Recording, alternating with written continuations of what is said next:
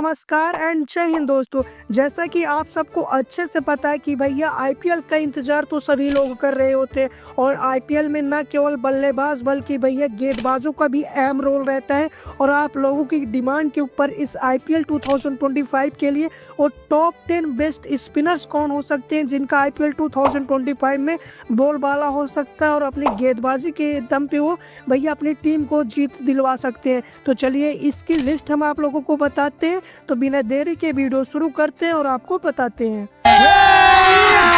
अभी मजा आएगा ना भिड़ो। देखो यार, जब आप स्पिनर्स को तलाशते हो ना तो सबसे पहले आपका जो खेमा होगा, आपकी जो जहाज होगी ना, वह पहुंचेगी भैया गुजरात टाइटंस के पास, क्योंकि इस टीम के पास भैया करामाती खान बोले तो राशिद खान है। और जब आप इनकी बॉलिंग की बात करते हो ना तो शायद ही अगर आप क्रिकेट से वाकिफ होगे तो आपको ये अच्छे से जानकारी होगी कि भैया अभी आज के दौर में ना आईपीएल जैसे टूर्नामेंट हो या फिर टी20 जैसे फॉर्मेट में अगर कोई गेंदबाज स्पिनर्स की लिस्ट में सबसे ऊपर होगा ना तो उसमें राशिद खान का नाम सबसे पहले आएगा। और जब आप राशिद खान की बात करते हो तो आईपीएल 2024 में इन्होंने 12 मैच खेले थे और इनके विकेट की जो संख्या थी वह 10 थी। और वहीं पर इकोनॉमी की बात करूं तो आईपीएल जैसे टूर्नामेंट में इकोनॉमी लगभग 9 के आसपास की थी और एवरेज भी इनका ठीक ठाक था। बाकी बैटिंग तो आप इनकी जानते ही हो और ये बैटिंग भी कर सकते हैं और गेंदबाजी भी कर सकते हैं और फिर अपनी टीम को जब विकेट चाहिए होता है ना तो ये विकेट निकाल कर देते भी हैं। और आप इनके बारे में क्या ही कहोगे, कुछ कहो या ना कहो, लेकिन एक बात इनके बारे में जरूर कहोगे, जलवा है हमारा। चलिए जब करामाती खान की बात हो जाएगी तो आप बढ़ेंगे दूसरे ऐसे स्पिनर्स के तौर पे जिसके दम में वो दम है कि वो भैया अपनी टीम को जीत दिलाए, अपनी गेंदबाजी के दम पे जीत दिला। मैं बात कर रहा हूँ टीम इंडिया के भैया सबसे धुरंधर गेंदबाज बोले तो यूजी चहल के बारे में। जब आप यूजी चहल के बारे में बात करते हो ना तो आपको याद आता है कि भैया इनकी गेंदबाजी, हालांकि अभी टीम इंडिया में इनका सिलेक्शन नहीं हो रहा है वो अलग बात है, लेकिन भैया जब आप टी20 फॉर्मेट में गेंदबाजी की बात करेंगे ना तो भैया इनसे अव्वल दर्जे का शायद ही आपको कोई देखने के लिए मिलेगा। और आपको बता दूं कि भैया जब ये खेलते हैं ना तो भैया हमेशा ये किसकी तरफ भागते हैं, भैया पर्पल कैप की तरफ भागते हैं, ये तो आपको अच्छे से पता होगा। और ये टॉप 5 में शामिल भी थे आईपीएल 2024 के लिए विकेट की लेने के लिस्ट में। जब आप बात करते हो तो इन्होंने पिछले सीजन लगभग 15 मुकाबले खेले जिसमें 18 विकेट इन्होंने लिए। और आप ये आंकड़े देख कर आपका रिएक्शन कुछ इसी तरह रहेगा। Oh my God! चलिए जब आप बात करते हो यूजी चहल की तो इनके साथ ही इनके भैया सहपाठी मेरे को नजर आते हैं, बोले तो मैं कुलदीप यादव की बात कर रहा हूं। और जब आप इनकी बात करते हो ना तो इनका भी दमखम वो देखने के लिए मिलता है, इसमें कोई दो राय है नहीं। और जब ये गेंदबाजी करने आते हैं ना तो शायद यही हो भी सकता है कि इनका जो सिलेक्शन है ना वह टीम इंडिया में है, हालांकि अभी यूजी चहल का टीम इंडिया में सिलेक्शन नहीं है। तो कहीं ना कहीं इनकी गेंदबाजी पे भैया वो टीम इंडिया का भरोसा है। और जब टीम इंडिया को भरोसा है तो भैया 150 करोड़ भारतीयों में तो हम भी शामिल हैं और इस लिस्ट में ये भैया नंबर 3 पे जगह रखते हैं। और जब आप बात करते हो इनके आंकड़ों की तो इन्होंने अगला सीजन जो है 11 मुकाबले खेले थे जहाँ पे इन्होंने 16 विकेट चटकाए और वहीं की इनकी इकोनॉमी जी थी 8.70 की थी और एवरेज भी ये मेंटेन लेकर चलते हैं टी20 जैसे फॉर्मेट में। और भैया आपको अगर अच्छे से पता है कि ये दिल्ली कैपिटल्स के एकमात्र जो है पॉपुलर स्पिनर्स हैं तो भैया इनका भी जलवा है। क्या बात है सर, क्या बात है सर। जब आप बात करते हो इस सीरीज को आगे बढ़ाते हो तो आपका ध्यान जाएगा भैया वर्ल्ड चैंपियन बोले तो भैया डिफेंडिंग चैंपियन केकेआर की तरफ और उस टीम में आप भैया पाओगे वरुण चक्रवर्ती का। और जब आप इनकी परफॉर्मेंस की बात करते हो ना तो भैया मैं आईपीएल 2025 के लिए ये सेकेंड हाईएस्ट विकेट टेकर थे जो आईपीएल 2025 में पर्पल कैप की रेस में जो है अपनी जगह बना सकते हैं। क्योंकि भैया अगर जब आप इनके 2024 के आंकड़े को देखोगे ना तो लगभग 15 मुकाबलों में 21 विकेट चटकाए थे और इनकी इकोनॉमी जो थी वो लगभग 8 की थी। और अगर आपको आईपीएल 2024 बहुत पुराना लग रहा हो तो भैया अभी टीम साउथ अफ्रीका जो है इंडिया दौरे पे आई थी, वहाँ पे इनकी गेंदबाजी उठा के देख लेते हैं कि किस हिसाब से ये गेंदबाजी करते हैं। अगर मैं बात करता हूँ इनकी जो एवरेज है वह एवरेज भी लगभग सभी से तो अभी तक तो अच्छी है, लगभग 20 के आसपास की है। तो ये विकेट चटकाते हैं और आपको जीत भी दिलाते हैं, इसमें कोई दो राय या कोई भी दो बात नहीं है। बात तो सही है। चलिए इस सीरीज को आगे बढ़ाते हैं और केकेआर के एक और गेंदबाज को तलाशते हैं और जो नंबर 5 पे अपनी जगह बनाने के लिए टॉप 10 स्पिनर्स में अपना नाम शुमार करता है।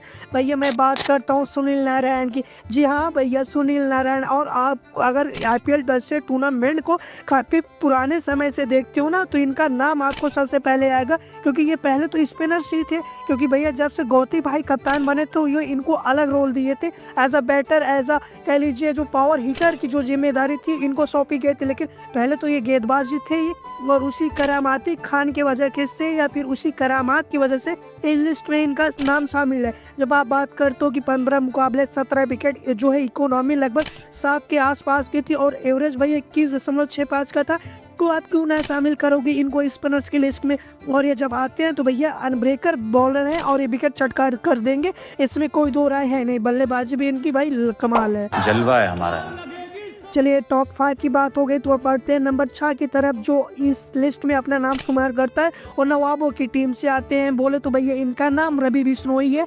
और जब आप इनके आंकड़े उठाकर देखोगे ना, IPL 2024 में, IPL 2023 में, या फिर जब से ये सेशन खेल रहे हैं तब से इनकी गेंदबाजी कह लीजिए दिन प्रतिदिन सुधरती जा रही है। और जब आप इनके IPL 2024 के आंकड़ों की बात करते हो तो 14 मुकाबलों में इन्होंने हालांकि विकेट कम चटकाए हैं, 10 विकेट चटकाए हैं, लेकिन आप जब इकोनॉमी देखते हो ना, वो लगभग 9 से भी कम है। और IPL जैसे टूर्नामेंट में जहाँ पे सारे बल्लेबाज आंख बंद कर करके भैया केवल बाउंड्री हिट करते हैं, वैसे जैसे टूर्नामेंट में ये इतनी अच्छी गेंदबाजी करना ना, वो अपने आप में काबिल तारीफ है, जो ये अच्छी खासी करके देते हैं आपकी टीम को।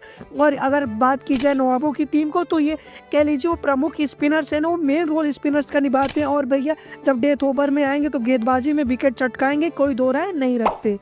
ये बड़ी अच्छी बात कही आप। चलिए बात करते हैं नंबर 7 की। और जब आप नंबर 7 की तरफ बढ़ोगे ना, तो थोड़ा सा आप अफगान जलेबी की तरफ बढ़ोगे। और जब आप अफगान की बात करते हो तो भैया पहला राशिद खान और दूसरा नाम भैया नूर अहमद का आएगा। और ये भी अभी गुजरात टाइटन से ताल्लुकात रखते थे, लेकिन IPL 2025 के लिए चेन्नई ने इन पे ढाबा बोला है। लगभग 10 करोड़ रुपए दे करके चेन्नई ने इनको अपनी टीम में शामिल किया। और फिर जब भैया माही भाई के संरक्षक में आ ही चुके हैं, तो भैया इनकी गेंदबाजी तो पहले धार तो थी, लेकिन अब भैया और धार आएगी, क्योंकि भैया साथ में कौन है, MSD भाई हैं। और जब आप इनके आंकड़े की बात करते हो तो भैया पूरे आज तक IPL में इन्होंने 23 मुकाबले खेले हैं और अब तक इन्होंने 24 विकेट चटकाए। और इकोनॉमी पे अगर आप नज़र डालोगे ना, तो भैया काफ़ी अच्छी है, लगभग 8 की इकोनॉमी है इनकी। और एवरेज की बात करूं तो लगभग 27.46 का है। जो भैया माही भाई के संरक्षक में आएगा ना, तो इसमें और सुधार हो सकता है और ये फटाफट विकेट चटका करके अपनी टीम को जीत दिला सकते हैं, ऐसा हो सकता है भाई।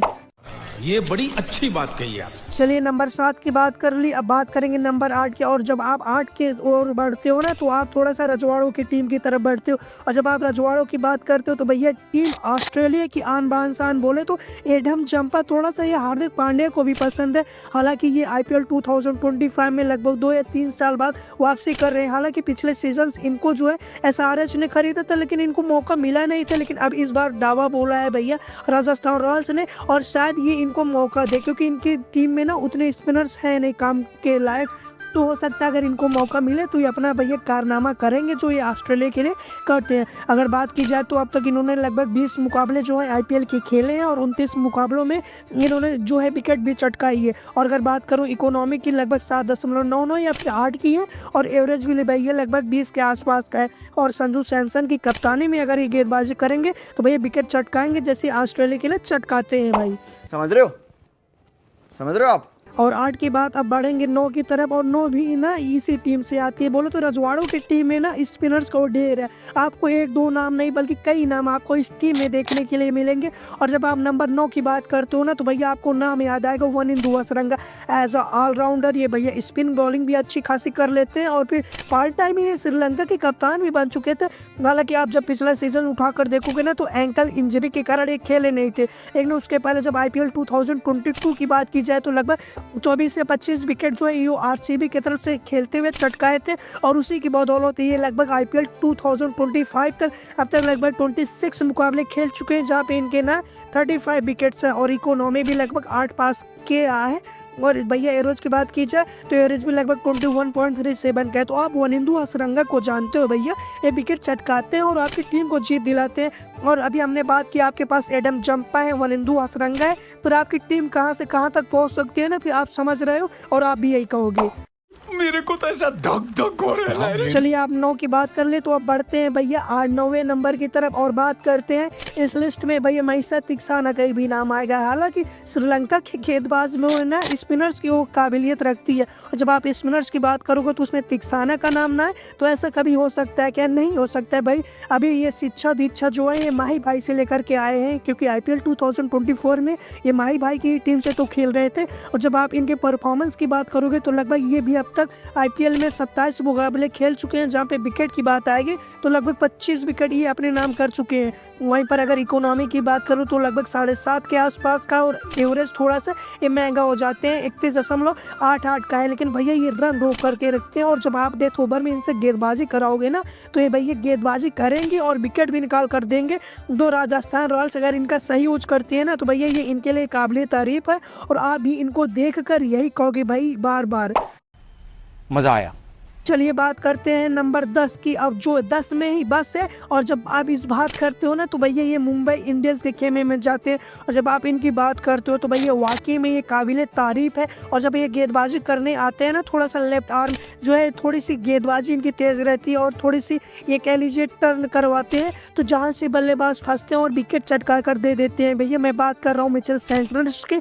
और अभी आप बात करोगे ना तो ये भैया वाइट बॉल के ऑल फॉर्मेट के कप्तान भी बन चुके हैं भाई न्यूजीलैंड की तरफ से। और अगर कप्तानों की बात आएगी तो मुंबई इंडियंस टीम का नाम सबसे पहले आएगा, क्योंकि उसमें कप्तानों की लिस्ट है। लेकिन भाई हम उस पर बात नहीं करते, हम बात करते हैं गेंदबाजी के ऊपर। अब तक इन्होंने IPL जैसे टूर्नामेंट में लगभग 18 मुकाबले खेले हैं और इसमें 15 विकेट अपने नाम किया है। और इनकी इकोनॉमी भी लगभग 7 से कम है, जो अपने आप में क्या है आप लोग अच्छे तरीके से जानते हो। बाकी एवरेज की बात की जाए तो 28.13 का रहता है, जो सेंटनर की काबिलियत को बताता है। और भैया जब नंबर ये 7 या 8 पे आएंगे, गेंदबाजी करेंगे और बल्लेबाजी भी करेंगे, तो अपनी टीम को कह लीजिए अहम रोल निभा कर देंगे जो टीम को ज़रूरत होती है। चलिए ये थी मेरे तरफ से IPL 2025 के उन टॉप 10 स्पिनर्स बॉलर्स की लिस्ट जो अपनी टीम के लिए कुछ कर सकते हैं IPL 2025 में। बाकी आपके हिसाब से वो कौन से टॉप और डेंजरस स्पिनर्स हो सकते हैं, आप लोग कमेंट करके ज़रूर बताइएगा। बाकी वीडियो यहाँ तक देखिए तो यार वीडियो पसंद भी आई होगी, और वीडियो पसंद आई हो तो प्लीज़ वीडियो को लाइक और चैनल को सब्सक्राइब करना मत भूलिएगा, ताकि ऐसे इंटरेस्टिंग वीडियो आपके लिए लाते रहें। चलिए मिलते हैं नेक्स्ट वीडियो में, तब तक आप अपना ध्यान रखिएगा। टाटा बाय बाय, जय हिंद।